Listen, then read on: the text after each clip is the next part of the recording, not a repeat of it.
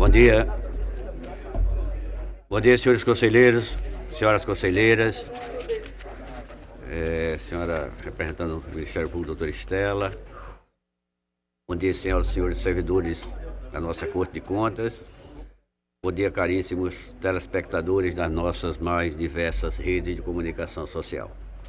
Havendo número regimental, declaro aberta a presente sessão, solicitando à comissão de plenário que proceda à leitura da ata da sessão anterior. Ata.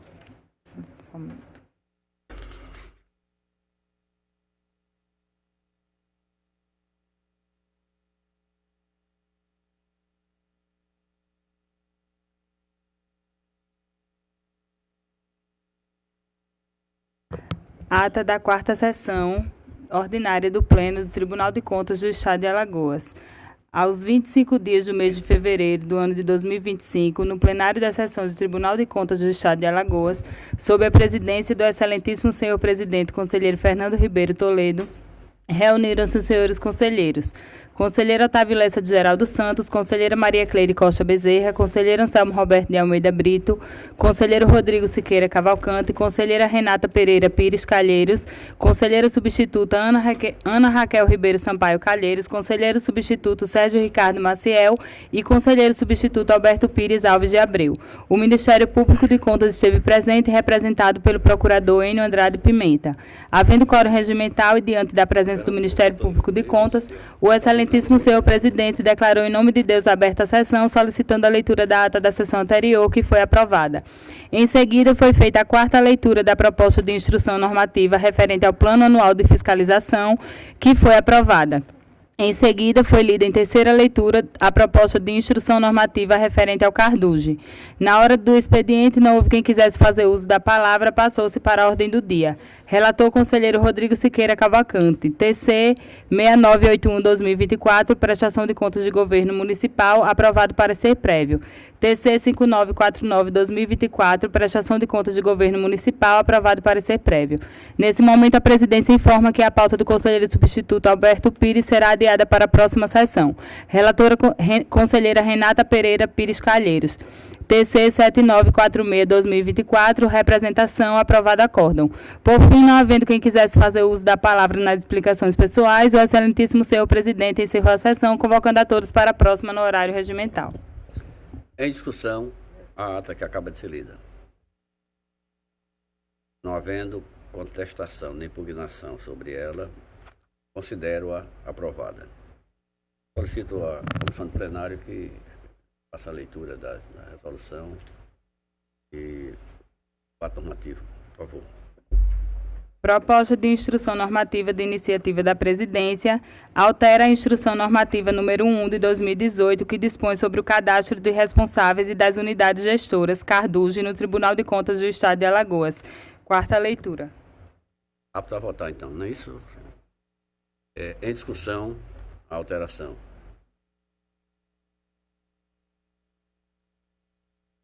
Havendo discussão, considero-a aprovada. A resolução sobre a alteração de valores de diária, você poderia fazer a leitura, por favor?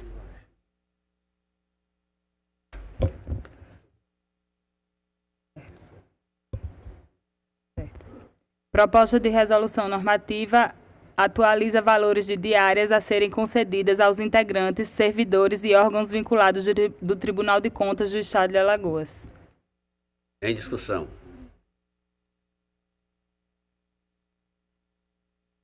Encerra a discussão, submeto à votação. Se estiver de acordo, permaneçam como estão. Aprovado. Em primeira leitura, a alteração que traz a sugestão que traz o conselheiro Otávio, por favor. Proposta de resolução normativa de relatoria do conselheiro Otávio Lessa regulamenta a distribuição de processos a conselheiros e auditores substitutos de conselheiros no âmbito do Tribunal de Contas do Estado de Alagoas. Lida em primeira, né? Lida em primeira leitura. Ok. Passamos então ao expediente. Concedo a palavra a Vossa Excelência no expediente. Havendo quem já queira fazer uso, passamos à ordem do dia. Pela ordem para relatar, conselheiro Otávio Lessa. Senhor presidente, senhoras conselheiras, senhores conselheiros, doutor Estela aqui representando o Ministério Público. Eu tenho aqui a relatar o processo 1916 de 2025. Trata-se de um expediente do Ministério Público de Contas recepcionado com representação. O relatório da PGE e o relatório da CGM, possíveis irregularidades acerca de aquisição de alimentos para o serviço de acolhimento do município de Maceió, da Secretaria Municipal de Desenvolvimento Social, Primeira Infância e Segurança Alimentar, SEMEDES. Versam os autos acerca da notícia do fato encaminhado pelo Ministério Público de Contas, em decorrência do expediente formulado pelo Ministério Público Estadual, no qual noticia possível irregularidade na aquisição de gêneros alimentícios para serviço de acolhimento do município de Maceió, gerido pela Secretaria Municipal de Desenvolvimento Social, Primeira Infância e Segurança Alimentar. Em suma, o Ministério Público de Contas informa que foram encaminhados pelo Parquê Estadual o relatório produzido pelo órgão ministerial, bem como o relatório preliminar da auditoria da Controladoria do município de Maceió, no qual apresenta indícios de irregularidade em desfavor da administração pública supracitada. Os autos foram recepcionados neste gabinete 13 de fevereiro de 25, consoante sorteio eletrônico disposto no termo de distribuição 260/2025. É o relatório, presidente. Ministério Público, por favor. Bem, foi recepcionado no Ministério Público um expediente do Ministério Público Estadual que dizia sentido a possíveis irregularidades nessa aquisição de elementos para o serviço de acolhimento no âmbito municipal. E como o Ministério Público de Contas hoje tem a vedação na lei orgânica, de instaurar procedimentos investigativos próprios, procedimentos de atuação própria, a praxe tem sido remeter esses expedientes que chegavam para ser inicialmente tratados no Ministério Público ao Tribunal de Contas para autuação como representação. Então, entendemos presentes todos os requisitos de admissibilidade, os fatos são claramente narrados. Houve um relatório da Controladoria Geral do município, posteriormente um relatório elaborado pela Promotoria de Justiça, em que são verificadas irregularidades não só na execução dos contratos de aquisição de alimentos, mas também em fase prévia de planejamento relativo a própria formatação desses cardápios e dos atendimentos a essa população. Então, nossa manifestação no sentido da instauração de procedimento de representação para apuração dos fatos. Relator, por favor. Presidente, tendo em vista que nós temos o relatório do Ministério Público Estadual, da CGM, do nosso Ministério Público de Contas, e todos os pré-requisitos ele preenche para uma representação. Se alguém quiser algum detalhe, farei, mas eu passaria diretamente por voto, porque nós estamos coincidindo e tendo esse relatório que dá substância à representação. Eu voto no sentido de conhecer da presente representação, a vez de satisfeitos os requisitos para admissibilidade do feito. B. Citar o senhor Fernando Jorge Cabral Davino, secretário municipal de Desenvolvimento Social, Primeira Infância e Segurança Alimentar, para que no prazo de 15 dias úteis, contando a partir do recebimento do AR, justifique e apresente devido esclarecimento acerca das irregularidades ou ilegalidades apontadas na presente representação. Citar o senhor José Barros de Lima Neto, controlador-geral do município de Maceió, também que no prazo de 15 dias, a partir do recebimento do AR, apresente cópia de defesa interposta pela administração pública no relatório preliminar de número 1 de 2025, bem como o relatório conclusivo da auditoria. D. Encaminhar os autos à diretoria técnica competente para que seja realizado as providências cabíveis e que encaminhe os autos ao Ministério Público para manifestação conclusiva ao final da diretoria técnica. Após o cumprimento das providências, retornar ao gabinete desse relator. E o G dá publicidade no nosso diário oficial eletrônico. É como voto, senhor presidente. Em discussão, o voto trazido pelo conselheiro Otávio Lessa. Oito. Para que eu não acompanhe só o final da discussão, eu não gostaria de me manifestar, porque eu não teria condições de manifestar sobre esse processo, para que eu não Ok. registre, por gentileza. Continua a discussão? Encerra a discussão, submeto à votação. Se estiverem de acordo, permaneçam como estão. Aprovado com as considerações feitas pelo conselheiro Anselmo. Continua Vossa Excelência com a palavra. Não tenho mais pauta para o dia de hoje, presidente. Conselheira Maria Cleide, vai tratar, por favor. Presidente, eu não tenho processo na pauta do dia de hoje. Conselheiro Anselmo. Presidente, eu também, infelizmente, não tenho pauta e queria até registrar que dos processos virtuais de todos que existem no meu gabinete, apenas 2 ou 3 estão ainda por providências, mas nenhuma delas são providências voltadas à nossa discussão plenária. São procedimentos administrativos, por assim dizer. Então, em razão disso, não tenho processo para essa relatoria, como não tive, infelizmente, também nas sessões anteriores, senhor presidente. Agradeço. Pela ordem para relatar, conselheiro Rodrigo. Senhor presidente, para os conselheiros, para as conselheiras, trago para relatar, presidente, o processo TC de número 6607/2022, que se trata da prestação de contas de gestão do senhor Carlos Alberto Barros de Araújo, que atuou na qualidade de gestor do Fundo Estadual de Registro e do Comércio referente ao exercício financeiro de 2021, e cuja documentação e análise foi protocolado nesta Corte de Contas no dia 22/4/2022, por meio do ofício de número 08. Os autos inicialmente foram encaminhados à Diretoria de Fiscalização da Administração Financeira Orçamentária Estadual, DEFAFOI, que elaborou o relatório Realtec de número 87/2022, emitindo parecer inconclusivo acerca desta prestação de contas, assim como pela expedição de recomendações conforme transcrito. A diretoria procedeu à citação do gestor. Na sequência, os autos evoluíram ao Ministério Público de Contas, que por meio do parecer de número 4252/2022, da lavra do senhor Ricardo Schneider Rodrigues, levantou as preliminares quanto à ADI 6655, de nulidade processual, haja vista que a diretoria estava composta por servidores estáveis, e não efetivos.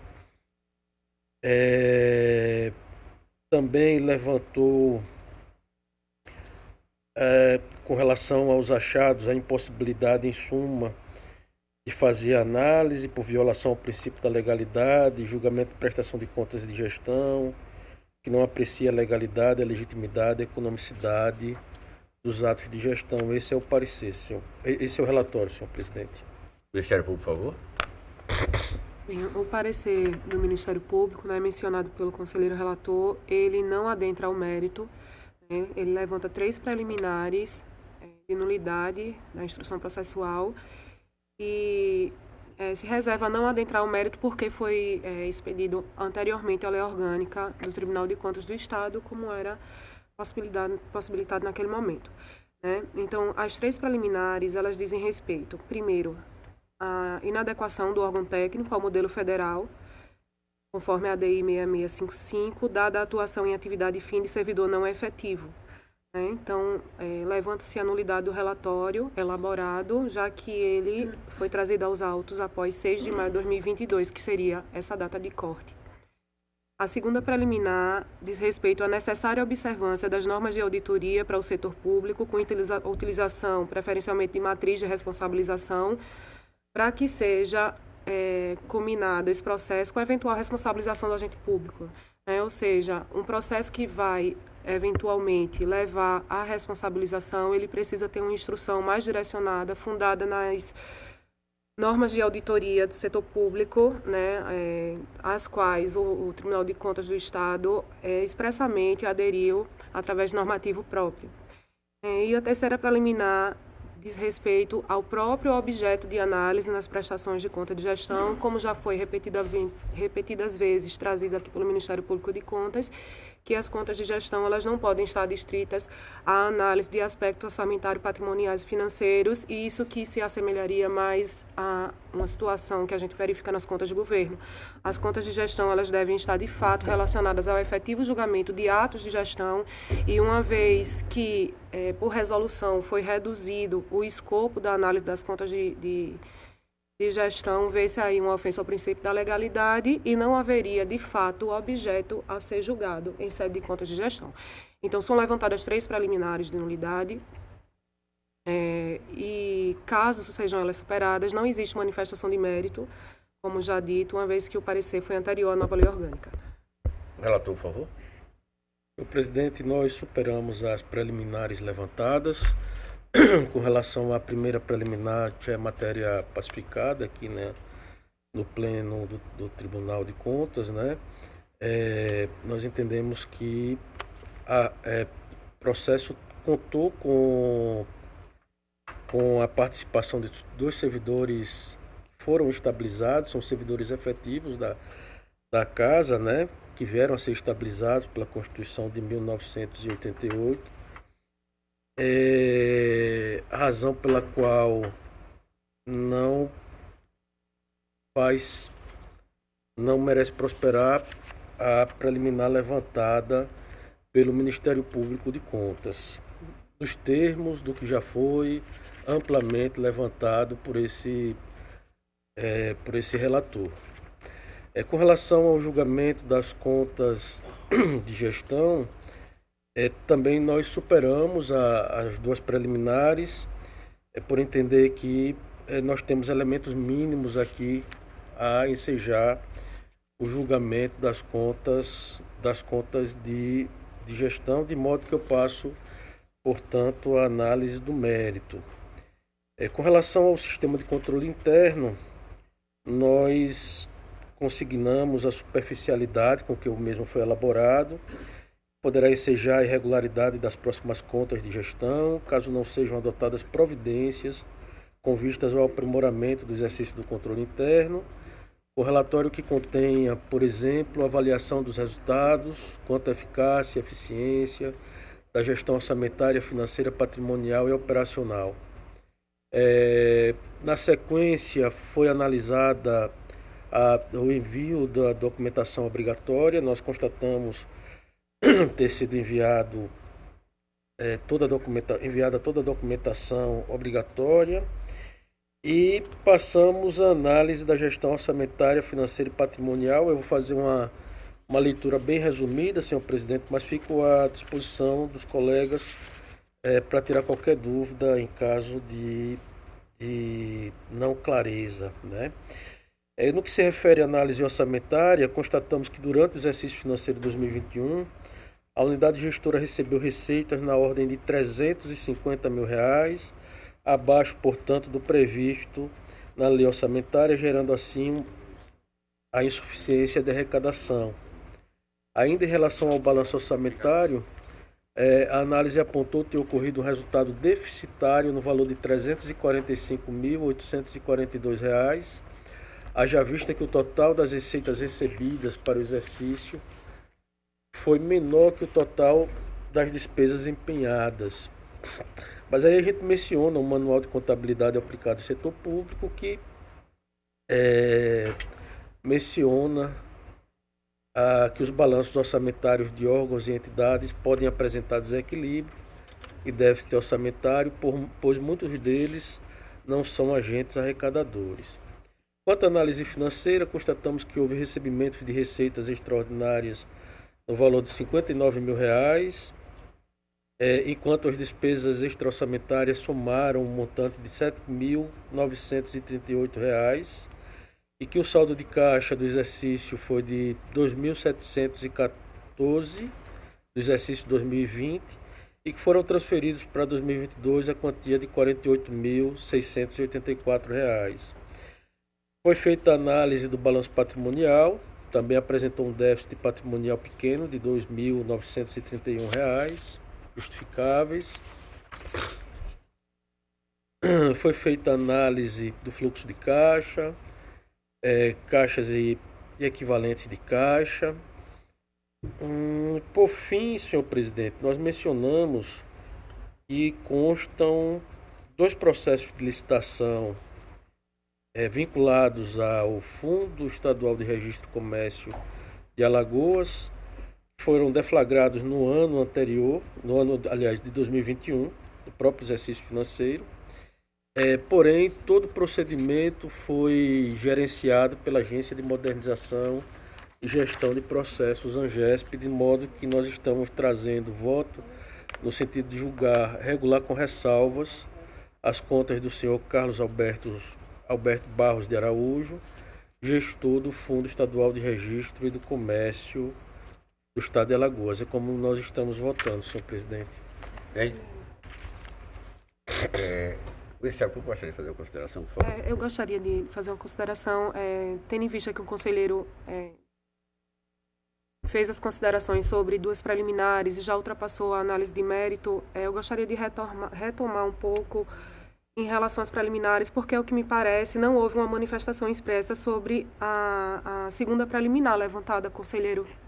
Não sei se me passou despercebido, mas há uma segunda preliminar que, ao meu ver, não foi enfrentada, referente à necessária observância das normas de auditoria para o setor público com utilização de matriz de responsabilização para a responsabilização de agentes públicos. Essa preliminar, ela se baseia no fato de que, como houve a indicação pela unidade técnica de achados, né, que constituem irregularidades e podem levar à responsabilização dos agentes, sancionamento ou imputação de débito, seria necessário o retorno dos autos à diretoria de fiscalização. Eu vou dizer exatamente como está posto no parecer para ficar mais claro. O retorno dos autos à diretoria de fiscalização para que promova a adequação do relatório apresentado, observando o disposto nas normas brasileiras de auditoria do setor público, NBASP e na LINDB, por meio do preenchimento da matriz de responsabilização referente aos agentes públicos implicados nos achados apontados, ou ao menos que insira no respectivo relatório todas as informações, análises e conclusões imprescindíveis à adequada responsabilização do agente público pelas irregularidades indicadas, sob pena de nulidade. Eu faço essa intervenção para que não corramos o risco de chegar a uma decisão que ultrapasse uma preliminar sem que ela seja devidamente enfrentada pelo Pleno. Bom, essa preliminar ela foi enfrentada quando também da apreciação das condições mínimas para apreciação das contas de gestão, de modo que eu considerei como superada. Tá? Eu entendo que isso daí existe uma independência por parte da diretoria de fiscalização, não cabe ao Ministério Público definir, ou seria uma ingerência, da mesma forma que seria uma ingerência do relator determinar a devolução dos autos ao Ministério Público para que aprecie da forma tal ou qual. Né? Então, um dos princípios básicos de auditoria é exatamente essa independência que as diretorias têm com relação ao julgador de contas, né? Todos nós aqui, com exceção do presidente, que é o responsável por direcionar a política de controle externo. Então, eu não acho prudente, pelo menos eu não vi como prudente, né, nesse momento de julgamento, determinar que a diretoria faça ou utilize técnica tal ou qual na apreciação das contas. Com relação à matriz de risco, ou a matriz de responsabilidade, melhor dizendo, a gente tem aqui inconsistências que não careceriam de responsabilização por parte do gestor.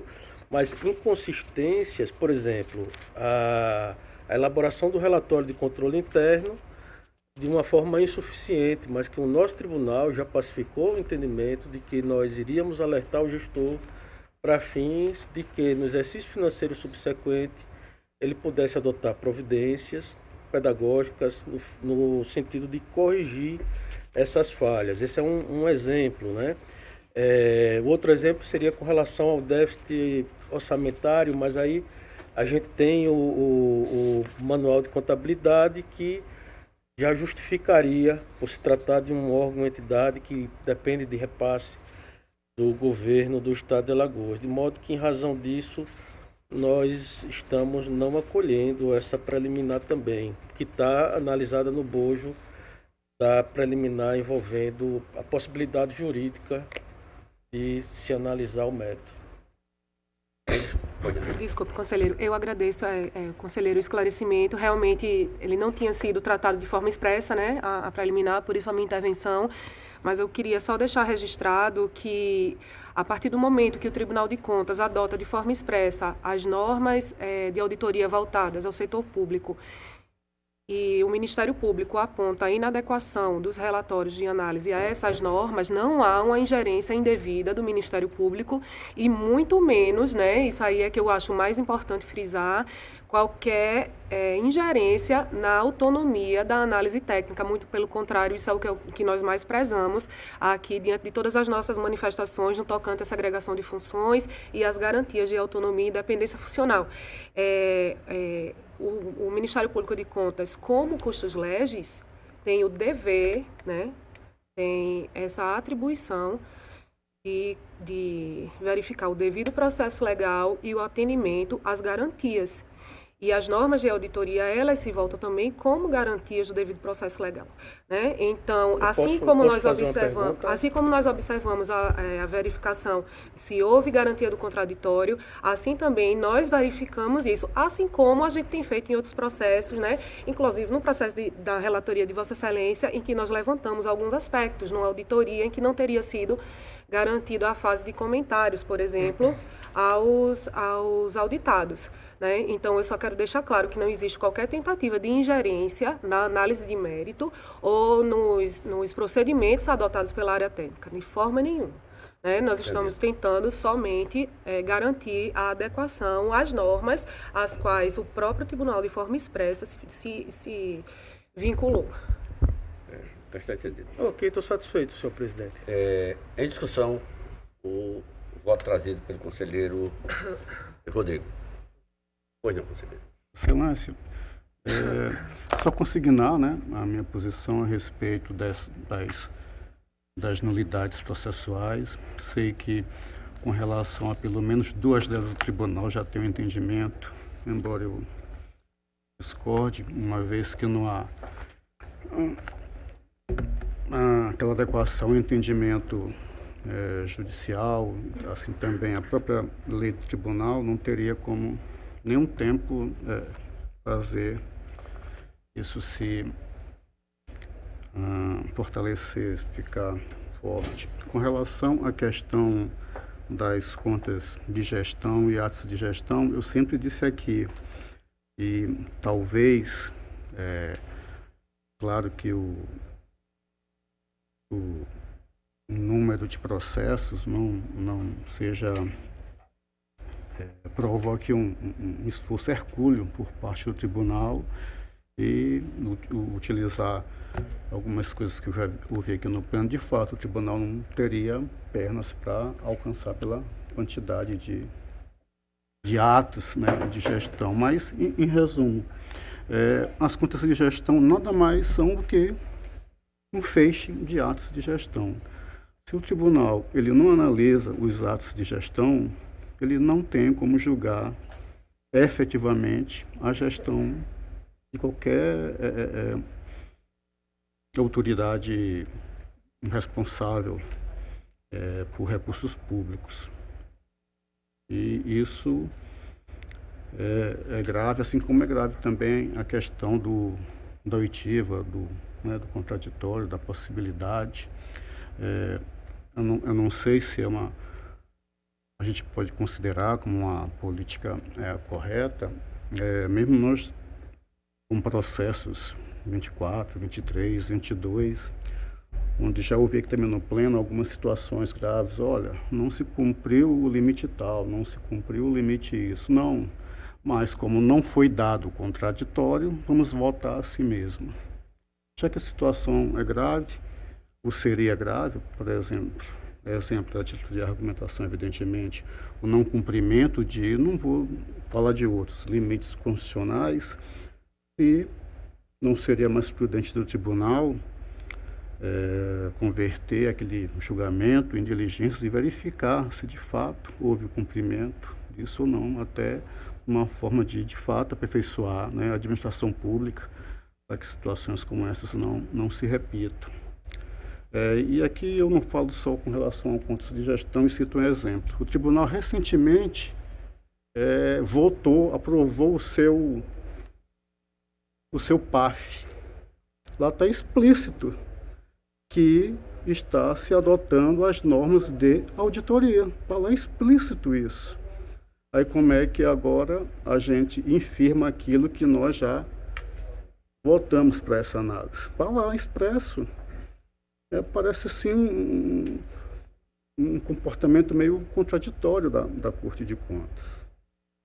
Então a gente teria que ver isso assim com um certo cuidado, que também o ditado popular não seria o mais correto a se utilizar aqui, mas parece que pode servir como uma espécie de conselho para o próprio tribunal. Se abrir mão de competências em nome da celeridade, talvez isso também não leve a um bom termo. E posso aqui citar um exemplo. O tribunal, por não ter ainda, pelo menos efetivamente, aplicar alertas, a gente deixa, eu já falei isso aqui na primeira vez, de aplicar a Constituição, deixa de aplicar LRF, legislações afins, porque o tribunal não emite alertas, mas está lá disposto na lei, na Constituição. Então, qual é o recado que a gente passa? Que enquanto o tribunal não fizesse alertas, o gestor pode continuar descumprindo, que o tribunal sempre vai compactuar, sempre vai aceitar. Não é a primeira vez que eu falo isso aqui, nem a segunda. E isso, de forma alguma, me deixa confortável, como eu acredito que não deixa confortável nenhum dos senhores. Excelência, superada a minha teimosia, pelo menos, em relação a essas duas situações de aparente nulidade processual, já antecipando meu voto. Eu não sei se me passou despercebido, mas parece-me que o conselheiro relator falou de uma cifra em torno de 300, aí eu não sei bem se é 1.000, se é reais, mas no mérito, eu apenas acompanhando o relator, se vencido aí nas 3 preliminares, que as contas sejam provadas com ressalva, e a ressalva é apenas aquela constante do déficit patrimonial na ordem de cerca de R$ 35.600. Esse seria o meu voto, já antecipando, para poder aqui me manifestar com começo, meio e fim, nesse sentido. Mas que seja consignado e feito esses meus registros, senhor presidente, dessas situações. Continue a discussão? Só para esclarecer, presidente, é que as contas elas são de 2020 e foram encaminhadas em 2021. Não tem, portanto, como aplicar o que está no PAF de 2024 ou 2025, né? São documentos recentes do tribunal. Com relação à questão da celeridade, a gente tem algo que foi definido recentemente pelo Supremo Tribunal Federal, inclusive no processo do Estado de Alagoas, em que reconheceu que a demora injustificada e não razoável na análise dos processos de contas de governo do Estado de Alagoas poderia dar ensejo ao julgamento por parte da Câmara, aliás, da Assembleia Legislativa. Eu acho que esse é um julgamento bem paradigmático do que representa um novo tempo assim, do judiciário no Brasil, com relação ao princípio da duração razoável do processo. Também eu faço uma correlação com relação à nossa lei orgânica, que estabelece o prazo de 180 dias para análise das contas de governo municipal. E aí eu pergunto, a gente tem 2 prazos exíguos para fazer apreciação e encaminhar como um opinativo ao respectivo poder legislativo, estadual ou municipal. E diante do surgimento de um fato que não foi abordado pela Diretoria de Fiscalização, não foi abordado pelo Ministério Público de Contas, e chega em pleno a gente entender que deve converter o feito em diligência, por não ter sido apreciado pela Diretoria de Fiscalização competente, Isso a gente vai ter que se debruçar mais na frente para entender se é razoável converter o feito em diligência ou se prevalecerá, em cumprimento à decisão do Supremo Tribunal Federal, a ponderação preponderante do princípio da duração razoável do processo, né? Isso vai ser objeto de apreciação. Tem um terceiro ponto aqui que eu não me recordo bem, com relação às contas de governo ou contas de gestão. O julgamento que a gente faz nessas contas de gestão é nos termos das contas que são apresentadas pelo gestor na forma da normatização do tribunal.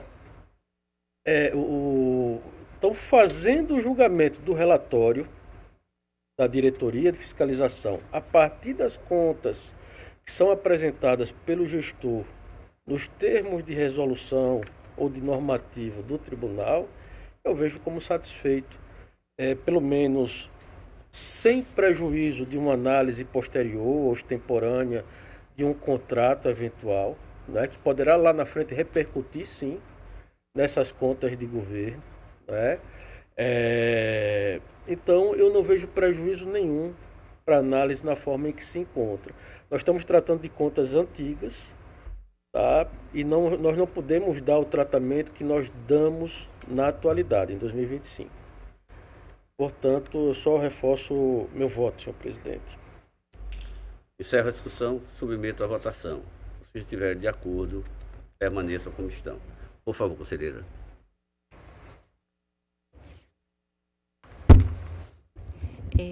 Presidente, eu vou me abster de participar dessa votação porque eu cheguei e o conselheiro já havia concluído a relatoria.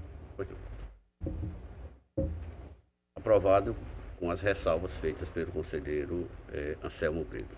Vossa Excelência continua com a palavra. Presidente, sem mais pauta. Retornando à ordem, com a palavra a conselheira Rosa, por favor. Senhor presidente, senhoras conselheiras, senhores conselheiros, senhora representante do Ministério Público, tenho a relatar, presidente, 2 processos. E começarei pelo processo 8371 de 2023, e a unidade é o município de Paripoeira, tendo como responsável o senhor Carlos Abraão Gomes de Moura. Prestação de contas do governo do exercício financeiro de 2022. Presidente, eu vou pedir a Vossa Excelência para relatar-nos da forma que fiz na sessão passada, porque otimiza o tempo e qualquer necessidade eu estou pronta para atender e esclarecer. Então, presidente, a nossa emenda traz o parecer prévio, prestação de contas de governo do município de Paripoeira no exercício financeiro 2022, relatório da diretoria técnica que opinou pela aprovação das contas com ressalva, parecer do Ministério Público que opinou pela regularidade com ressalvas, análise das contas à luz da jurisprudência do Pleno da Corte, relativização de determinados pontos de controle pela aprovação com ressalvas e recomendações.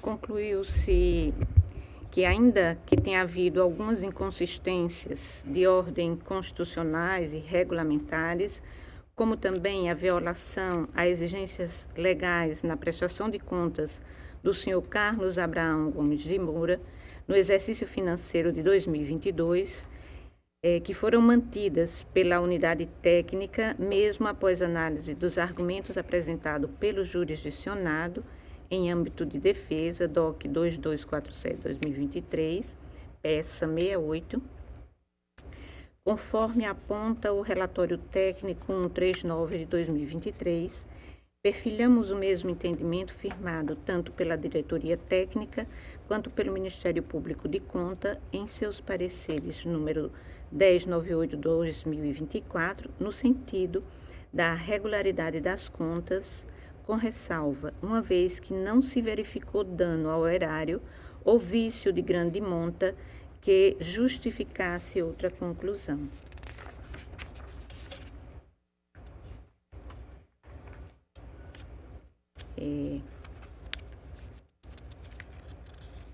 Recomendamos, então, que as contas sejam aprovadas com ressalvas, sugerindo ainda as seguintes recomendações sobre as constatações a seguir. O relatório do controle interno foi superficial e desconsiderou a análise tríade de leis orçamentárias. B. O relatório do controle interno não apresenta uma análise das receitas, bem como das despesas, quanto à eficácia e eficiência na gestão orçamentária. Houve nomeação para cargo em comissão de controle interno, conforme a portaria número 07 de 2021. D. Conforme documento número 56, o gestor informa que no município, em 2022, não houve nenhuma audiência pública. E. Descumprimento do limite mínimo referente aos recursos da completação da União ao Fundeb-VAT em despesa de capital, o município não executou o valor mínimo em 15% do valor de R$ 33.57840, R$ 33.578,40, só foi aplicado R$ 259.124,30, percentual de 11,51% de recurso destinado ao VAT. F. No portal da transparência, há déficit de informações quanto à sua atualização. Outras irregularidades, como impropriedades ou inconsistência, que, embora não justifiquem a reprovação das contas, mas que devem ensejar as anotações das seguintes ressalvas, sem prejuízo dos demais apontamentos identificados pela auditoria. Corrigir as seguintes irregularidades verificadas no relatório do controle interno. A. Estrutura administrativa. B. Planejamento e orçamento. C. Aquisição de bens. D. Comunicação de evento.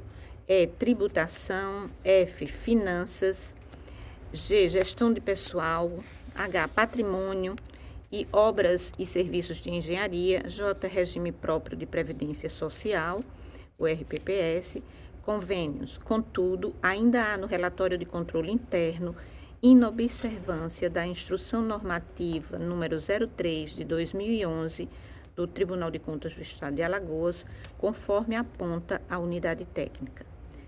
As recomendações ao atual gestor, a fim de promover a adequação da gestão municipal e prevenir a reincidência das ocorrências identificadas, sem prejuízo das demais recomendações apresentadas pela auditoria, nestes termos.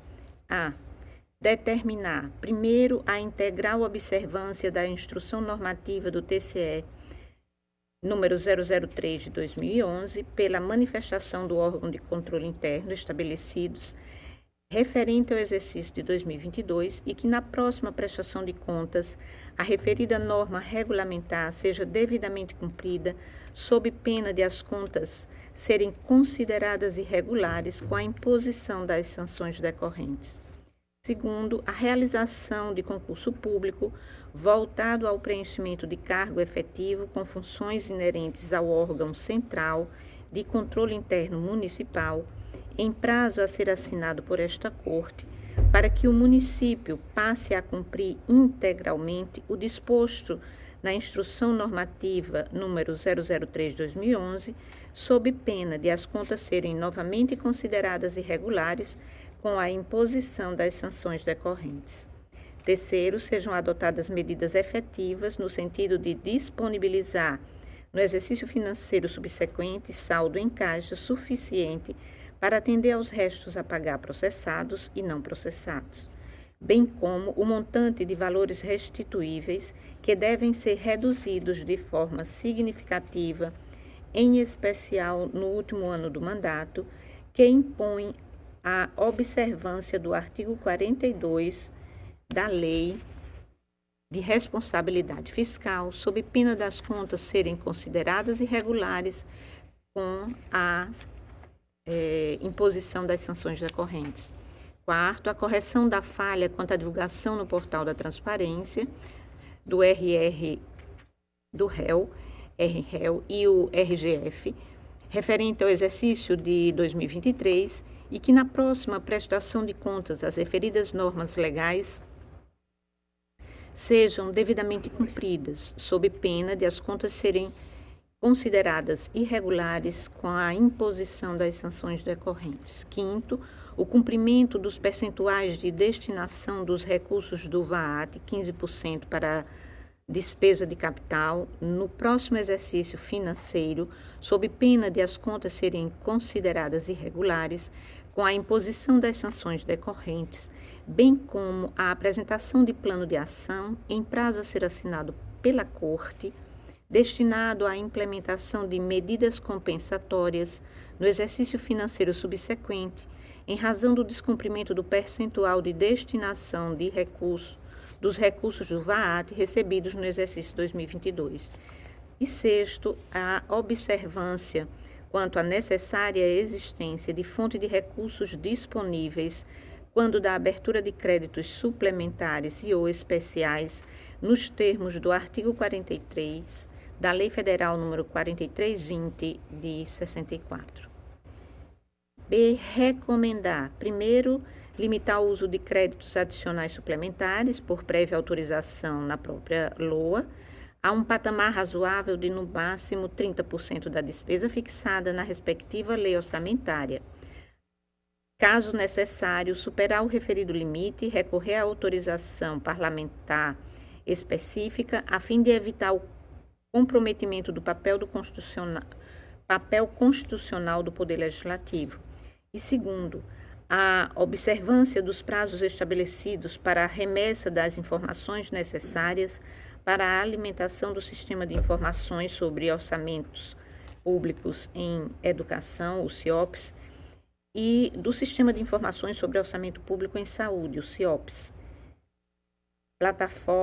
Plataformas mantidas por órgãos federais, a fim de evitar sanções que possam configurar dano à administração pública municipal, como a suspensão de transferências voluntárias pela União, com repercussão negativa sobre as contas futuramente prestadas. Seria a rejeição. Paralelamente, opina-se ainda pela instrução de procedimentos de A. Monitoramento pelo órgão de auditoria para acompanhar o cumprimento das determinações ora sugeridas. B. Auto de infração para processar, julgar e, se for o caso, aplicar penalidades em relação a, primeiro, falhas identificadas pela unidade técnica quanto ao atraso e ou ausência no envio de documentos de remessas obrigatórias. Segundo, descumprimento da instrução normativa do TCE-AL número 003/2011, diante da ausência injustificada e prolongada de servidor efetivo, desempenhando as funções inerentes ao órgão de controle interno. E C, auditoria e inspeção. Primeiro, para apurar eventuais outras irregularidades quanto aos créditos suplementares e especiais abertos no exercício. Por fim, ato contínuo, a emissão do parecer prévio considerando a necessidade de fiscalização pelo Tribunal de Contas quanto ao efetivo julgamento pelas câmaras municipais das contas anuais dos respectivos prefeitos. Após a emissão do parecer prévio, sugere-se ainda as seguintes deliberações complementares. A. Determinar o senhor diretor de gabinete da presidência o envio do parecer prévio à Câmara Municipal de Paripoeira para julgamento, alertando ao senhor presidente do Poder Legislativo Municipal para o dever de enviar ao tribunal, no prazo de 30 dias, a cópia autenticada da resolução votada, promulgada e publicada, além das atas das sessões em que o pronunciamento da Câmara se tiver verificado, com a relação nominal dos vereadores presentes e o resultado numérico da votação, sob pena de envio do processo ao Ministério Público Estadual para a adoção das medidas legais cabíveis, artigos 159 e 160 do Regimento Interno. B. Determinar, desde já, independentemente de deliberação ulterior, ao senhor diretor de gabinete da presidência o acompanhamento do cumprimento do disposto na determinação anterior, informando a relatora imediatamente em caso de resposta. C. Determinar, desde já, independentemente de deliberação ulterior, ao senhor diretor de gabinete da presidência o envio de cópias integral do processo ao Ministério Público Estadual, caso não haja manifestação do presidente do Poder Legislativo Municipal no prazo de 120 dias. Após o recebimento do parecer prévio, comprovado por AR, artigo 160, parágrafo único do Regimento Interno. E D. Determinar que seja dada ampla divulgação às deliberações havidas na prestação de contas ora analisada, inclusive no sítio do TCEAL na internet e especial ao relatório da DEFAFON, parecer da auditoria, parecer do Ministério Público e o parecer prévio aprovado pelo colegiado desta Corte, nos termos dos artigos 56, parágrafo 3º da LRF e 7º, inciso 7º, a linha B da LAI, a Lei 12.527, Lei de Acesso à Informação de 2011, de modo a permitir o controle social e o fortalecimento do debate democrático. É o parecer, presidente. Ministério Público, por favor.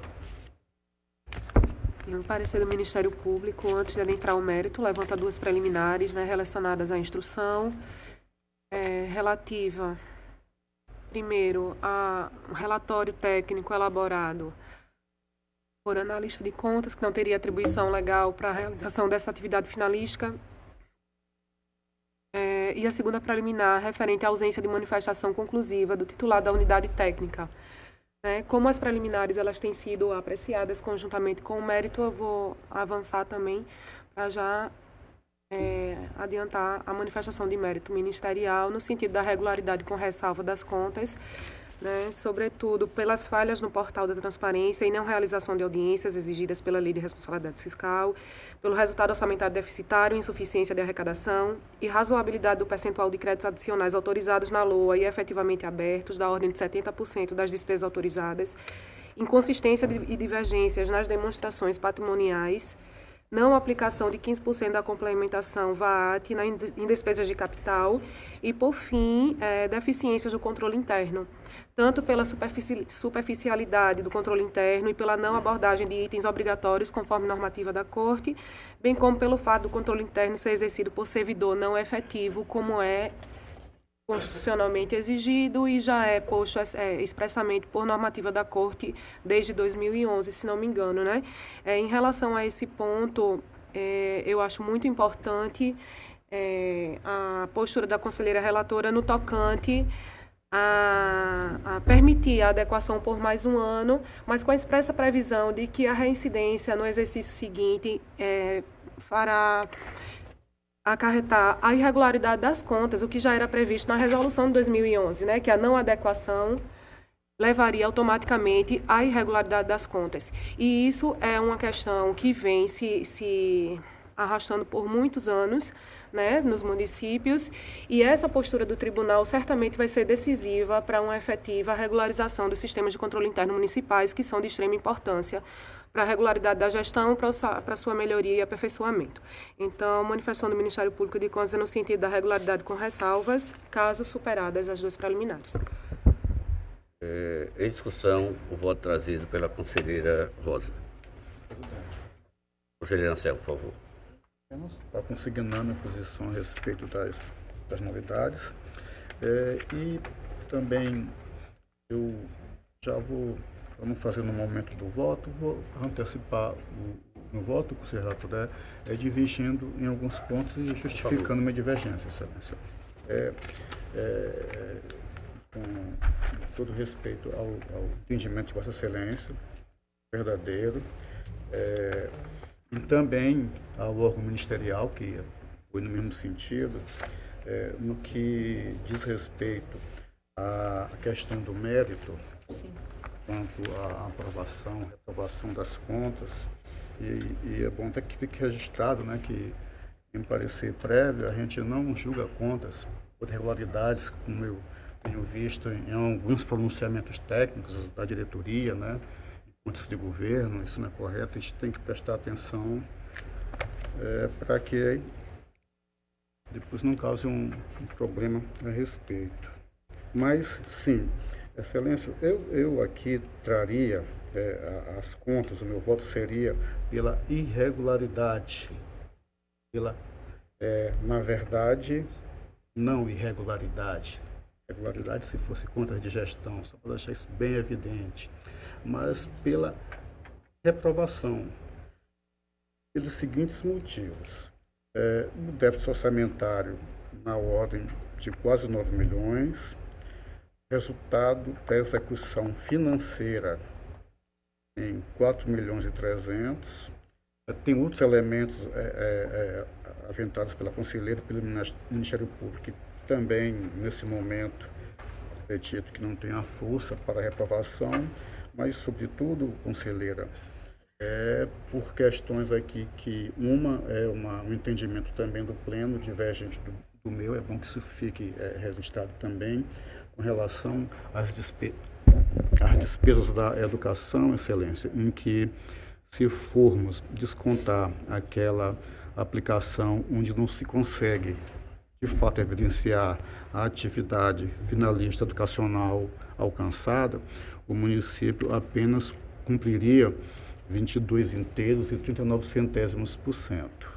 Com relação à saúde, também há algo parecido, mas aí temos uma situação que desde 2012 já tem normatização a respeito através de lei complementar. A execução da saúde que não seja pelo fundo, que não pode ser considerado para limite constitucional. E neste caso, se nós formos considerar apenas o que foi executado pelo fundo, o limite, apesar de constar na análise feita pela diretoria, evidentemente que a análise técnica ela tem a sua força, tem a sua competência, mas tal qual outros entendimentos, também elas não vinculam o julgador, não vinculam o conselheiro. E nesse sentido, apesar dela destacar que houve cumprimento de 21 inteiros e 90 centésimos por cento, a considerarmos a execução só pelo Fundo de Saúde, como manda a lei complementar, o município apenas cumpriria 5 inteiros e 29 centésimos por cento. Então, senhora relatora, considerando isso, senhor presidente, o meu voto é no sentido da rejeição, da reprovação das contas, senhor presidente. Havendo um voto divergente, como faço costumeiramente, cuido dos votos individuais. Como vota o conselheiro Otávio? Senhora, não escutei legal tudo. A conselheira Rosa, o percentual que o conselheiro Anselmo falou, ele é com relação ao seu posicionamento com relação às despesas administrativas? A da educação, sim. Sim. Considerando a despesa administrativa, o município cumpriria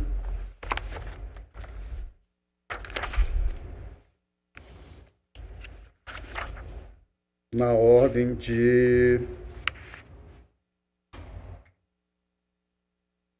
29 inteiros e 42 centésimos por cento. Deixa eu ver se é isso aqui mesmo. Porque aqui a minha análise eu só fiz o cálculo, excluindo o valor de 2 milhões e 400, que é da rubrica manutenção da secretaria, e tirando esse valor, o percentual cairia para 22 inteiros e 39 centésimos por cento. Tudo bem, conselheira. Não, E é isso mesmo, conselheira, 29,42. Bem, eu voto com a relatora. Eu acho que isso tem que estar incluído, sim, no percentual dos gastos. Não vota a conselheira Maria Cleide? Acompanha a relatora, presidente. Informação, presidente. Entendo que deve estar constando no gasto. Acompanha a relatora, senhor presidente, desculpa. Proclamo, portanto, vencido a divergência do conselheiro Anselmo. Vence a conselheira. Vossa Excelência contou com a palavra. Senhor presidente, eu teria um segundo processo, como relatei no início da sessão, que seria da Prefeitura Municipal de São Luís do Quitunde, mas nós vislumbramos uma certa inconsistência e estamos retirando e já adiando para a próxima sessão. Você só dia, não retira, só dia. Estou adiando para a próxima sessão. Contou com a palavra, conselheira. Desta forma, presidente, a pauta se esgota. Obrigada. Pela ordem, então, conselheira substituta, doutora Ana Raquel. Senhor presidente, sem pauta para a sessão de hoje. Conselheiro substituto, doutor Sérgio Marcel. Senhor presidente, senhores conselheiros, senhoras conselheiras, senhora procuradora do Ministério Público de Contas, tenho inicialmente o processo de número TC 34004766-2024. Trata-se de uma representação formulada pelo senhor Ronei Tadeu Valença Silva, em face do senhor Vilmário Valença Silva Júnior, prefeito do município de Tanque d'Arca no período de 2021 a 2024, relativa à suposta inabilitação técnica da empresa Ian Tecnologia Limitada, licitante vencedora do pregão eletrônico número 21/2021, promovido pelo município para a realização de serviços de implantação do sistema de vídeo monitoramento de segurança pública nas principais vias da cidade, na forma de comodato. Após diligência interna determinada por este relator, os autos foram encaminhados ao Ministério Público de Contas do Estado de Alagoas, que se manifestou por meio do parecer número 2798/2024/RA, da lavra do Procurador de Contas Rafael Rodrigues Alcântara, concluindo pelo não conhecimento da presente denúncia. É o breve relatório, senhor presidente. Ministério Público, por favor. Como foi relatado pelo conselheiro Sérgio, a manifestação ministerial é no sentido do não conhecimento. Pelo não atendimento ao requisito de admissibilidade, a representação estaria desacompanhada de provas ou indícios que justificassem a instauração do processo. Além disso, vê-se que o certame é datado de 2021, não haveria mais necessidade de utilidade, né? O binômio necessidade de utilidade para a atuação no Tribunal de Contas, considerados os critérios objetivos de seletividade para sua atuação. E, por fim, não tem nos autos indicativo de dano que justificasse também a instauração de um procedimento a essa altura. Relator, por favor. Senhor presidente, eu faço o registro aqui que o denunciante, ele relata as supostas irregularidades nesse pregão que deu origem ao contrato firmado entre a Prefeitura e a referida empresa, a empresa de nome Ian Tecnologia Limitada, e o contrato ele tem um valor total de R$ 123.600 e o objeto da contratação é a prestação de serviços de implantação do sistema de vídeo monitoramento de segurança pública através de imagens coletadas por câmeras, infraestrutura de redes nas principais vias públicas daquele município.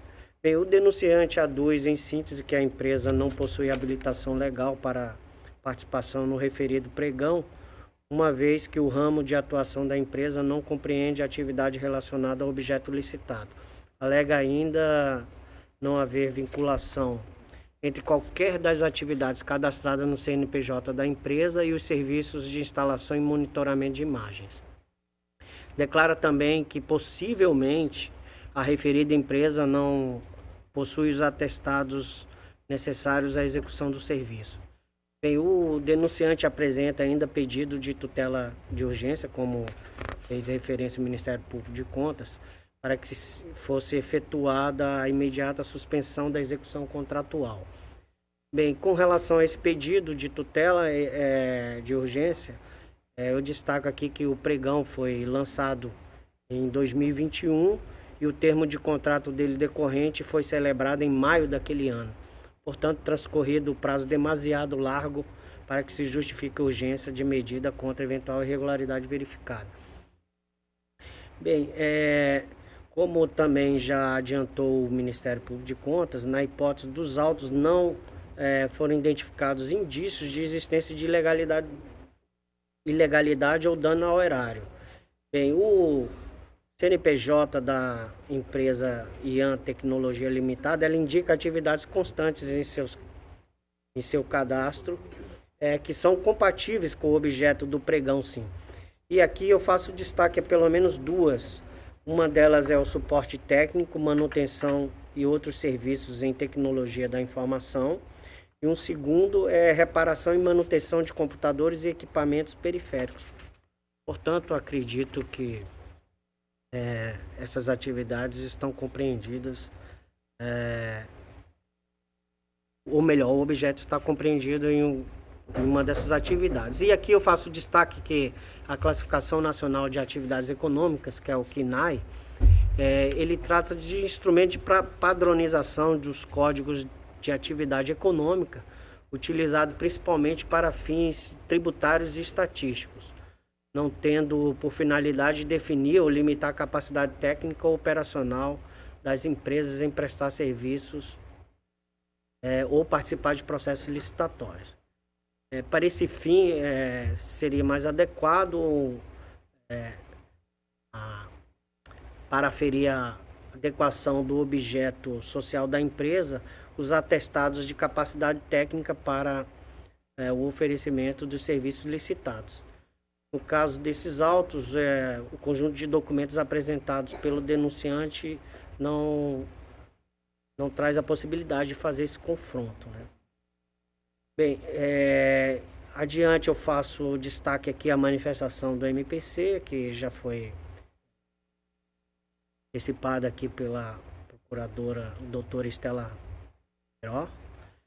Bem, e já concluindo aqui, eu registro que diante da ausência de indícios probatórios de ilegalidade ou irregularidade do sistema, ou melhor, do certame licitatório, a gente não vislumbra presente os requisitos para instauração de processo de representação e apuração de supostas irregularidades, com fundamento no que dispõe a nossa lei orgânica, especificamente o parágrafos 1º e 2º do artigo 102.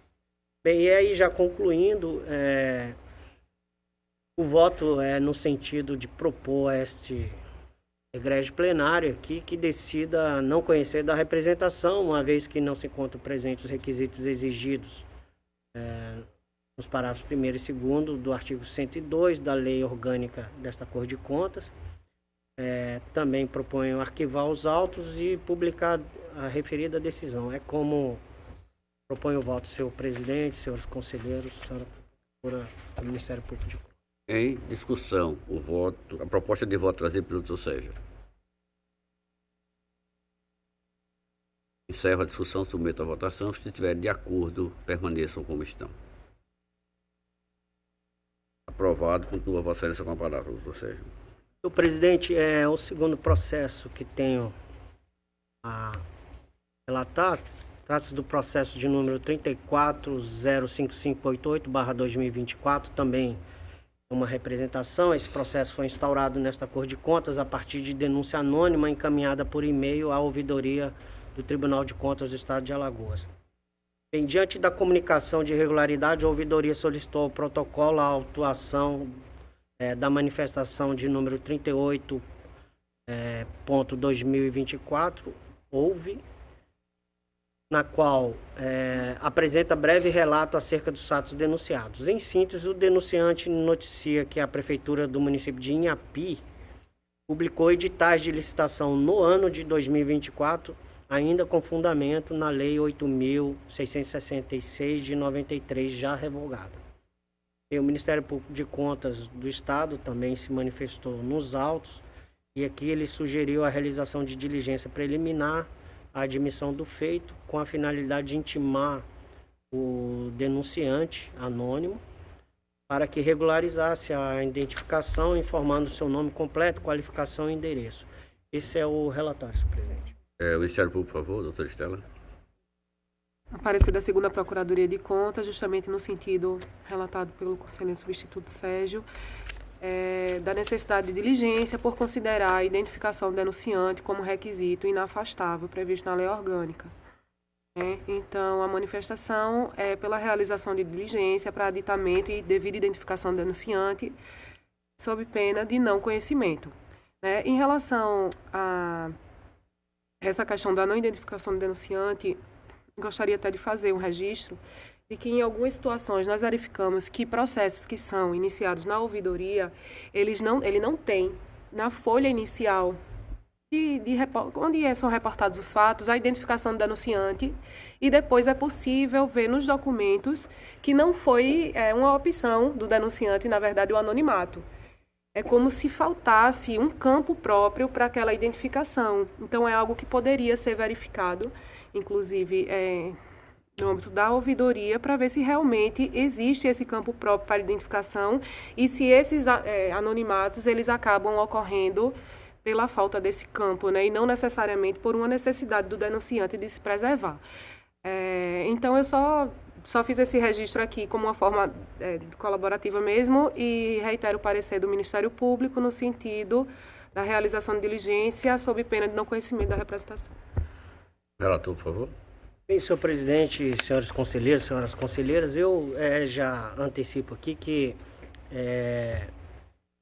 eu já relatei alguns processos de representação em que o denunciante solicita o anonimato e, como neste processo, quase que exclusivamente eles deixam de apresentar a sua qualificação, o nome, até mesmo como a própria procuradora falou, para se preservar, E nesse caso dos autos foi o que aconteceu também. Ele tem até receio de alguma retaliação por estar apresentando essas denúncias, Então, assim, esse fato já é suficiente para se concluir aqui pelo não conhecimento da representação e o arquivamento do processo e a publicação dos autos, que é a minha proposição de voto, senhor presidente. Em discussão, a proposta de voto trazida pelo doutor Sérgio. Encerra a discussão, submeta a votação. Se estiver de acordo, permaneçam como estão. Aprovado. Vossa Excelência continua com a palavra. Tem mais processo, senhor presidente, para a relatoria. Não havendo mais processo a ser relatado, passamos às explicações pessoais. Senhor presidente. A palavra a você. Desculpe. Vossa Senhora. Não, Vossa Excelência não está na pauta mesmo. Não, mas desculpe, foi um ato falho. Vossa Excelência que tem que se pronunciar.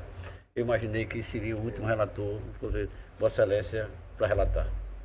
Obrigado, presidente. Mas realmente não estava na pauta, Foi vários adiamentos, Foi um ato falho meu, não foi. Nada demais. Não foi de Vossa Excelência, não. Por favor. Senhor presidente, senhoras conselheiros, tenho aqui em pauta não, Foi adiado 2 processos. Então, o primeiro processo já gostaria de fazer a retirada de pauta, que é o processo de número 10, não de pauta, mas da ordem do dia.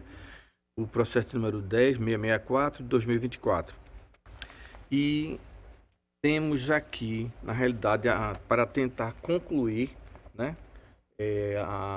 o dispositivo do processo de número 11.699 de 2023. Quanto à súmula, as súmulas que estão regendo aquela questão dos atos de contratação temporária, São a súmula número 3 e número 4. E que, por sugestão da doutora Estela, teve um determinado texto e o conselheiro Rodrigo pediu para que fosse lido e rediscutido numa próxima reunião, para que era um objeto que tinha alguma controvérsia. E ainda não o fizemos, né?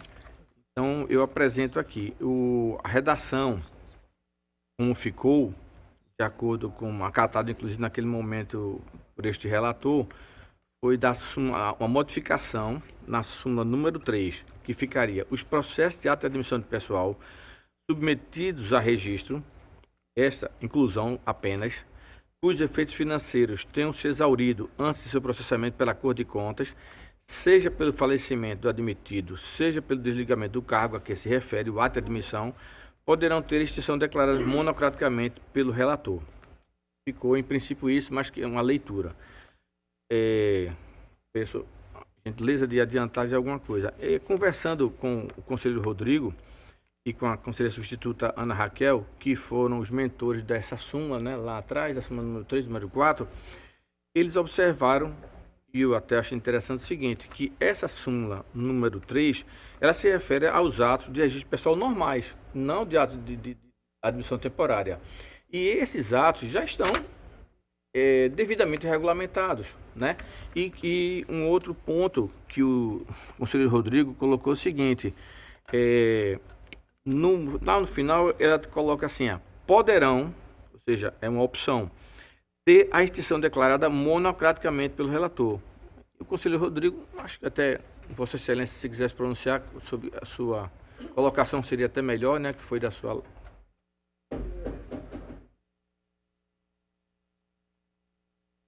Conselheira Rosa, Ministério Público. A ideia é essa daí. Eu acho que a súmula como está, ela já é suficiente. A abrangência que ela traz, ela abrange tanto os processos de contratação temporária, quanto eu acho que ela deve ser voltada para a contratação temporária de pessoal, né? Para mim não faz muito sentido você, em algumas situações, determinar o arquivamento e não registrar. Em outras situações você registra, em razão do falecimento. Acho que para esse regime jurídico de controle, de fiscalização, eu acho que tumultuaria. De modo que continuo defendendo, não consigo me convencer, com todo respeito, da tese em sentido contrário, né? E me parece que ela tem mais a cara de contratação temporária mesmo, de modo que a gente tem um problema com as contratações temporárias, os processos antigos. Nós temos discussões aqui envolvendo a capacidade que a doutora Estela acaba não acompanhando, né? Que a gente sabe que as diretorias devolvem os processos mencionando que não teria capacidade para fazer a análise. Então, eu vejo esse um problema mais grave e que a gente tem como resolver através da súmula número 3, né? A possibilidade de arquivamento daqueles processos de admissão de pessoal, contratação temporária, em que os efeitos financeiros já se exauriram com o tempo. Eu tenho aqui também decisões mas enfim, acho que já foi amplamente discutido a matéria. Bom, o processo está... A Excelência ainda quer concluir? Porque senão eu precisava... melhor. Não, eu só quero esclarecer que a intenção não é levar esses processos à frente, né? Os processos de contratação temporária, eles não vão ser levados à frente como registro, em momento nenhum, justamente porque eles não se submetem a registro. Então, todos esses processos individuais de contratação temporária, eles já não fazem mais sentido. Mas não porque se encerraram os seus efeitos financeiros. Eles não fazem sentido porque eles não se submetem a registro. Então, não tem sentido existir um processo individualizado para cada contratação temporária ou para cada conjunto de contratação temporária, né? O que a gente defende aqui não é que esses processos antigos sejam julgados. Não, eles não vão ser julgados. Até porque eles não se submetem a registro. O que nós insistimos naquela ocasião é que essas informações que estão nesses processos, que vão deixar de ser levados à frente para instrução ou julgamento, eles não sejam simplesmente arquivados, né? Isso é um banco de dados muito importante para o tribunal para a tomada de decisões no campo do planejamento de fiscalizações.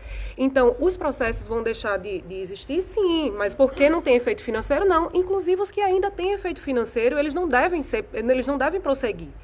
porque eles não são mais submetidos a registro. O que a Diretoria de Fiscalização propõe é um novo modelo de fiscalização sobre esses tipos de contratação, né? Planejamentos anuais para que sejam feitas intervenções específicas. E como é que vai ser planejado isso? Que municípios nós vamos abordar no exercício 2025, por exemplo? Aqueles que em 2024 tiveram expressivos números de contratações temporárias, aqueles que têm um histórico de contratações irregulares, que não se coadunam às exigências dessa contratação por tempo determinado. Então, conselheiro, em momento nenhum, nós estamos insistindo para que esses processos vão à frente. De forma alguma. Eles não vão à frente, mesmo que os efeitos financeiros ainda persistam. Mas eles vão deixar de existir porque não se submetem a registro e porque esse objeto vai ser tratado de uma forma diferente pelas diretorias, mediante um planejamento de fiscalizações ordinárias, né? Então, eu só queria fazer esse esclarecimento porque isso já foi muito debatido e às vezes eu fico com a impressão de que a minha manifestação não está sendo devidamente compreendida, né? A minha intenção não é que esses processos prossigam, de forma alguma, mas o fundamento para que eles não prossigam, a meu ver, não seria o da não persistência de efeitos financeiros. A pergunta é a seguinte: precisaria de alteração no texto ou não? Não precisaria dessa alteração. Para o entendimento do relator. Pronto, senhor presidente, observe, na minha visão, a súmula número 4, ela preencheu a lacuna quanto à questão dos atos de edição temporária.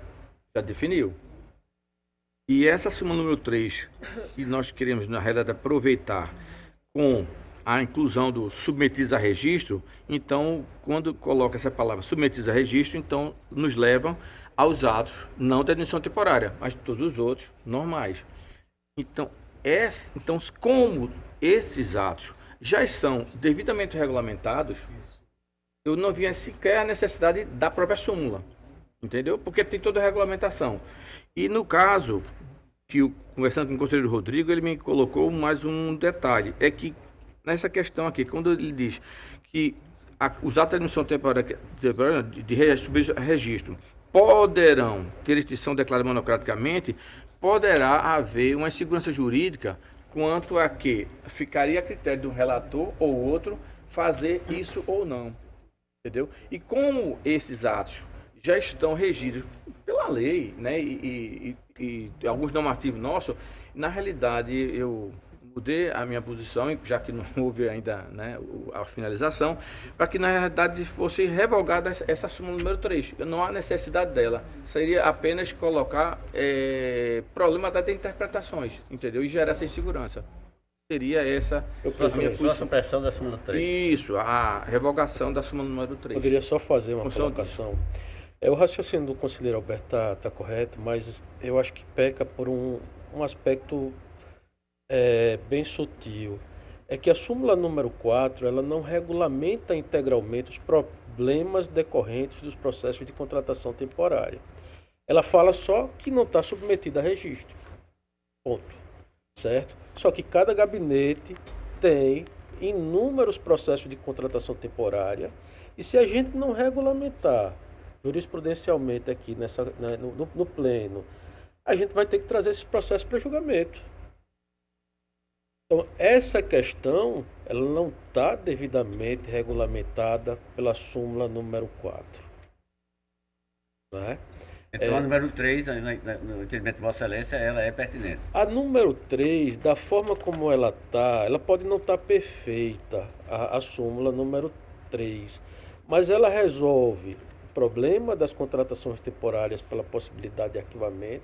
Aquele julgador que quiser trazer, traz, né, para julgamento. Agora, se a gente quiser regulamentar que não deve trazer hipótese alguma, já é um outro avanço.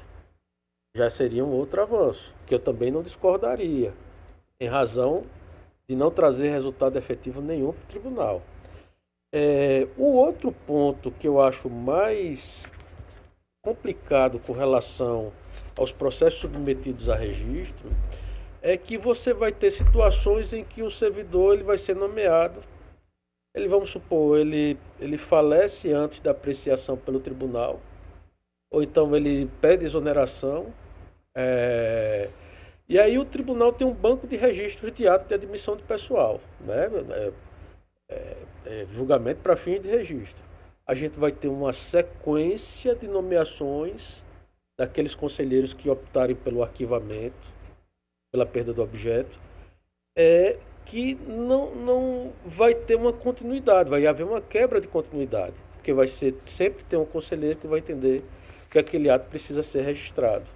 Então, eu acho muito mais prudente, se a gente seguir essa linha, está sendo com todo respeito, mais uma vez, as divergências, eu acho que acaba tumultuando a fiscalização do nosso tribunal.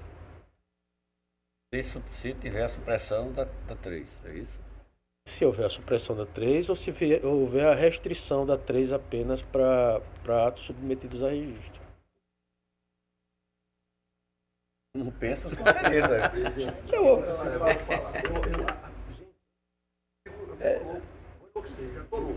Eu não consigo, volta a falar. As formigas estão passando, a gente está preocupado com a formiga e os elefantes passando do lado. O que a gente tem que se preocupar é que se o contrato que está sendo feito pelo gestor, por exemplo, se ele tem a necessidade de 10 pessoas, ele está contratando 100, isso é que tem que preocupar, que é o dinheiro que está indo para o ralo. A gente está preocupado com o registro de uma coisa temporária, isso não deve nem passar na cabeça da gente, gente. Isso não existe, não tem para que a gente tá cheio de problema, preocupado com uma coisa temporária. Pode ser, você faz temporária para uma vacinação, é campanha, 3 meses. Você não tem nem tempo de ver isso, gente. Agora, sim, o município que tem 5 mil habitantes, vai fazer uma vacinação 3 meses, está contratando 2.000 pessoas, eu estou exagerando só para entender. Aí a gente tem que ver como é que ou está pagando ou não pagando, se pagou, a gente tem que, o gestor tem que devolver o erário, porque pagou irregular, porque a gente está julgando aquela contratação. Eu acho que a gente tem que fixar na contratação. Essa parte na minha cabeça está superada, de coisa temporária, não tem porquê a gente estar perdendo tempo com um negócio desse. Temporário é minha visão, presidente. Se a gente revoga a súmula 3, a gente vai ter que julgar. Pode o quê? A gente vai ter que julgar. A gente não vai levar a julgamento para registro, porque pela súmula 4, esses atos não se submetem a registro.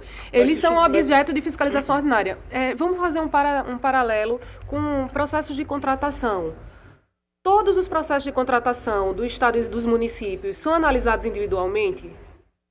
Não, deve haver um planejamento de fiscalização ordinária. É isso que a diretoria propôs em um momento pretérito, isso que motivou a nossa manifestação e isso que deu origem às súmulas, né? Os contratos temporários, eles não têm como ser analisados um a um, e até porque eles não dão uma amostragem da realidade do município, né? Então, o que é preciso? É preciso que se estabeleça uma dinâmica de fiscalização desse tipo de contratação, né? Mas a registro nenhum vai ser levado, porque pela súmula 4 eles não se submetem a registro. Então, nenhum processo mais de contratação temporária pela súmula 4 deve ser registrado. Lavo minhas mãos. Quando decidir. Conselheiro, por favor.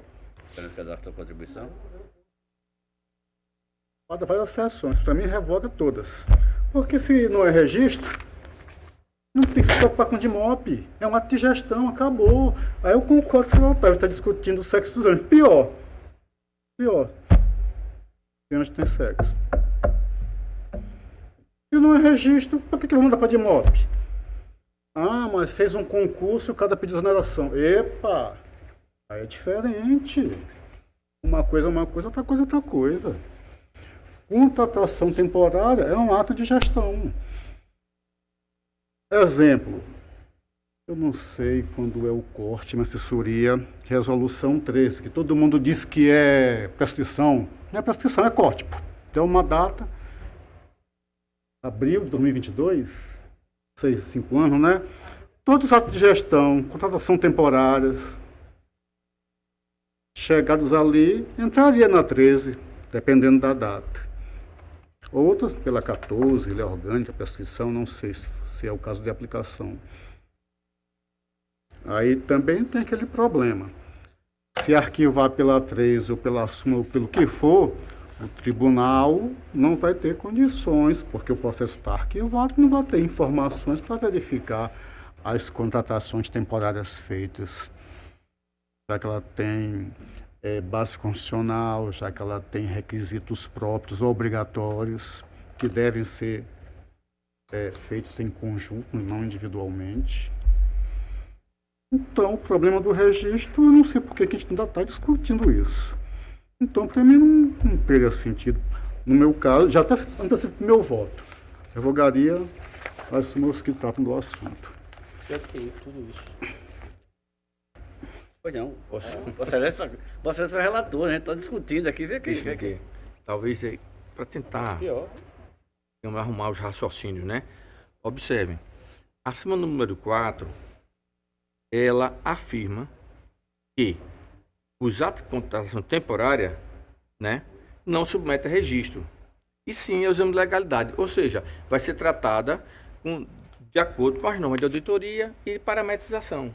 Então, não haverá, como a preocupação legítima do conselheiro Otávio, está analisando contrato a contrato. Nada, não, mas já está aqui. Até eu concordo. Então, mas ela já está. Então, com relação, conselheiro, só uma Claro. dúvida. Com relação aos processos que estão em tramitação, a gente simplesmente encaminha para a diretoria para que ela dê a destinação? É isso? É a sugestão do Ministério Público? É aplicar.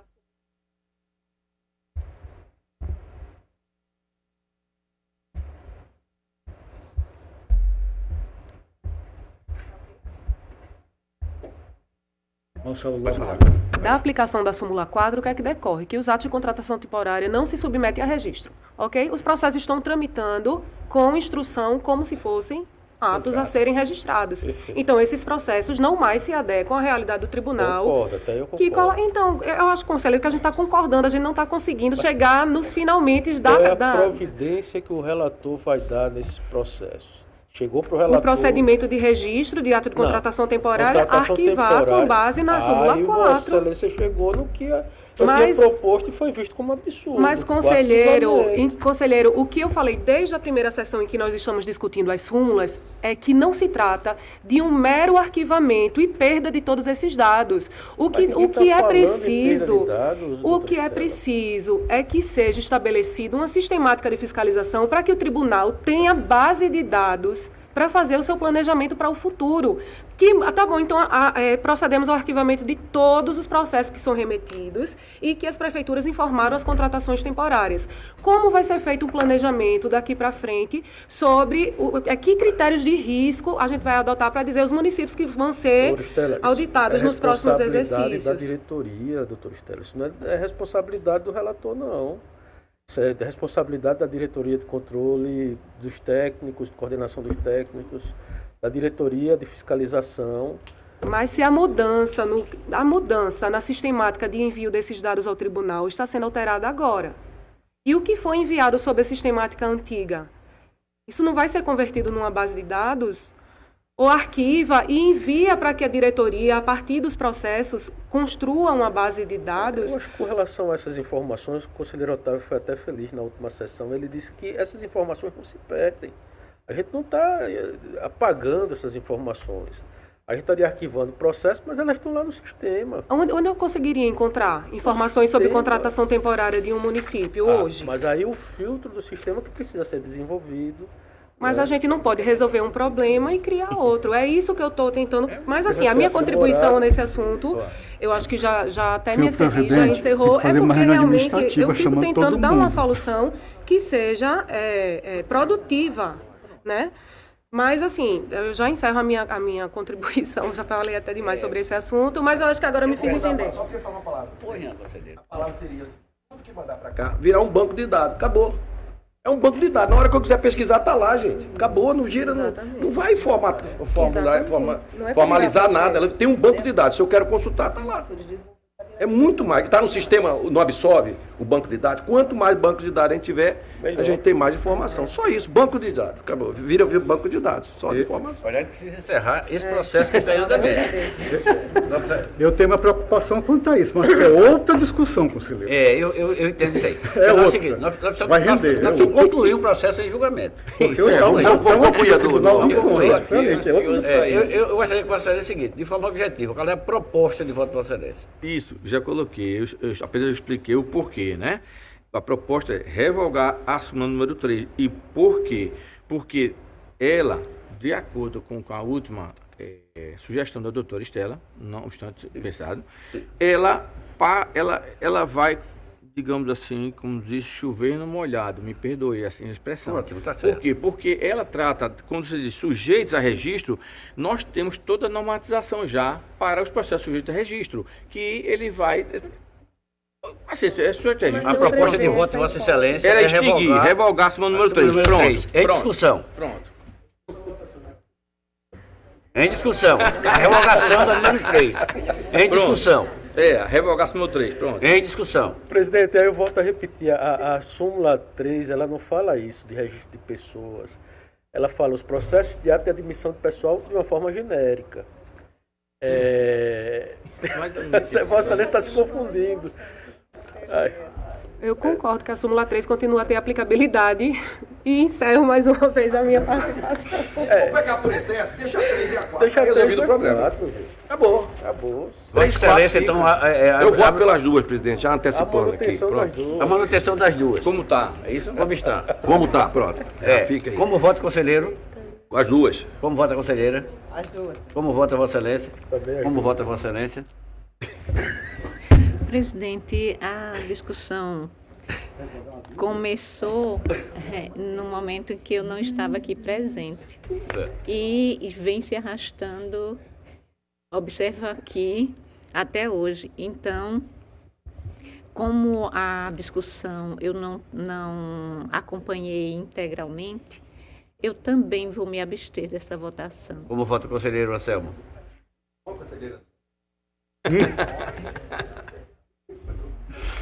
Conselheiro, como vota? Se for manter as duas, o conselheiro pode fazer o que quiser. Aí eu fico desconfortável por não ter um parâmetro obrigatório que eu siga. Eu fico muito desconfortável com isso. Daqui a pouco vão me acusar de não tomar as balizas corretas por uma providência subjetiva. Aí eu continuo na minha teimosia, revoga as duas. Vencido, voto divergente, mantida as duas. Do jeito que está. Do jeito que está. Pronto, ok. Encerrada Pronto. a ordem. Não, Vossa Excelência continua com a palavra. A Vossa Excelência pediu para retirar. Foi o primeiro. A 10.664. Isso. Retirar ou adiar? Não, retirar. Retirar. Não havendo... Eu voltei num processo do Alberto, ele estava relatando, sem...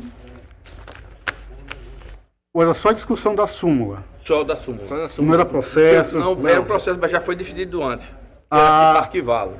Porque aí eu não posso nem votar, porque eu não acompanhei, só peguei no final a discussão. Então, eu acho que eu dei a minha opinião, mas eu quero voltar um pouco atrás e manter que nesse processo apesar de tentar no final da discussão, eu não sei se eu poderia votar assim de achar uma coisa que talvez não seja inteiramente a verdade daquilo. Não entendi. Para deixar meu voto. Então, convencido, admoestado pela conselheira Raquel. Não, mas mantenho meu voto de revogar as duas. Sim, de revogar as duas. Está mantido seu voto. Não, revogar as duas. Então, vencido, Vossa Excelência. Isso. Para não ter mais problema. Perfeitamente. Permanece. Pronto. Encerrada a ordem do dia, passamos às explicações pessoais. Concedo a palavra a Vossas Excelências.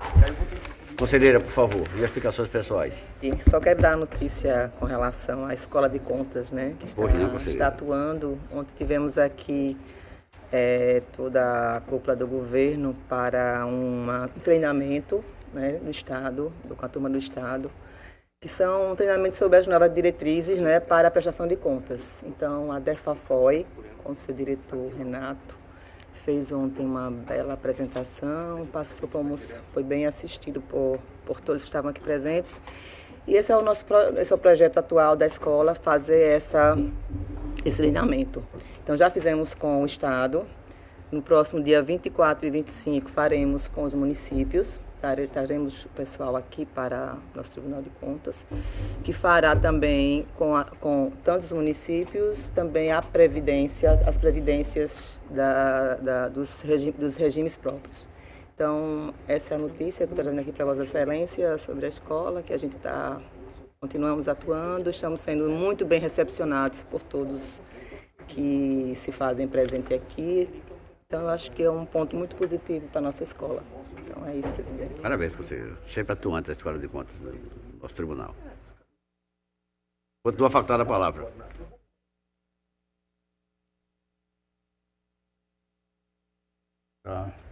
Os gestores, né, da população, e aí fazendo a parte pedagógica para efetiva tomada de conhecimento no futuro, né? Se realmente aprenderam direitinho os caminhos da pedra, para que se comportem como tal. Temos melhores prestações de contas, né, vocês, com certeza. Continua a facultar. Precisa desbloquear seu iPhone antes. Levar essas informações aos gestores, né, sabe? Fazer essa orientação, né, para que se venha para o Tribunal de Contas prestações de contas que sejam muito mais esclarecedoras, mais fáceis de serem verificadas. Eu acho que o resultado, sem dúvida, que tem quem terá esse resultado, a própria sociedade alagoana. Eu acho que esse é o papel fundamental hoje do Tribunal de Contas. Nós temos que orientar, primeiro que tudo, orientar para que tenhamos um resultado positivo. É isso que a sociedade espera do Tribunal de Contas. Obrigada, presidente. Continua a facultar a palavra. Não tendo mais dela queira fazer uso, convoco os senhores conselheiros, as senhoras conselheiras para a próxima sessão em horário regimental, agradecendo a presença de todos, desejando uma boa semana de trabalho. Encerrada a presente sessão.